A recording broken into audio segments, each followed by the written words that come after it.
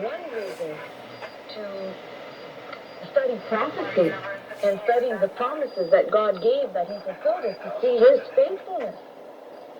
And as you begin latching on to seeing his faithfulness and the things he spoke that he said he would do, how much more for you? So I'm talking to somebody out there who, I'm not saying you sound like you're slipping. We all have moments where we just think, well, what's the point? But the point is, you cross the finish line in faith. You may leave this earth not completely healed, but you will wake up in his presence completely healed. That is an absolute, unequivocal, you can just say, fine, now I'd like my healing now, please. Well, then, you better get back to claiming the promises and by faith. Just get off the air and fold up and close the door and call it a day, lady. When you talk to God, thank you for healing me. Yeah. As long as it's about money, you're blessed. Faith takes hold of what is not yet.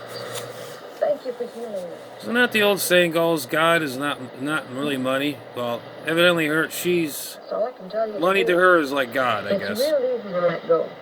It's really just like the dead Dr. G. Scott there in his grave, all in bones. He's still probably looking at money. If all the people in the Bible began to take that attitude, but they're given to us as an example of faith. And that's all God asks of you. Don't start analyzing. There's nothing worse than when people start to analyze. Well, I heard this from some preacher many years ago. You have unconfessed sin in your life. Hello, don't we all? That's the whole population. Go, lady. It's not. Why don't you go do best? Do more pole dancing and porno. You're not good at doing this. We have sickness, and sickness began. I believe there was no sickness in the garden. They were perfect until the fall. That idea Show that me there the money. were no weeds and then all of a sudden there were weeds. Or just carry that as I've said. Give me the moolah. Where's the money? So your part is not to try and analyze why this happened or how this could be, but to look at it as how do people fall for this crap? An opportunity. You guys tell me why. Because God is going to kill you if you'll donate to this woman. Homepage. There's a whole section of communions. You can go there and click on, and if you're going to take communion a couple of times a day, there's a little communion book that's available from Dolores Press.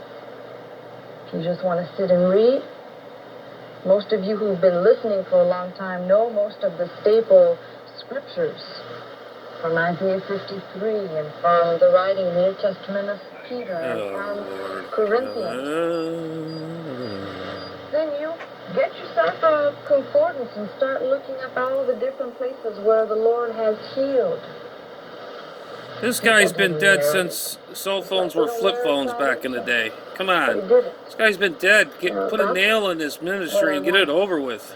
Some of you, at least this person here, if you're listening, to be inspired to get back to not what even the first raspberry. That's how long this guy's been dead. Come on. The eyes of faith that say God can, because he specializes in the impossible. That's the God we serve. Now, once you settle that, you'll be back in the book and back at the table and back to maybe even putting in the past tense.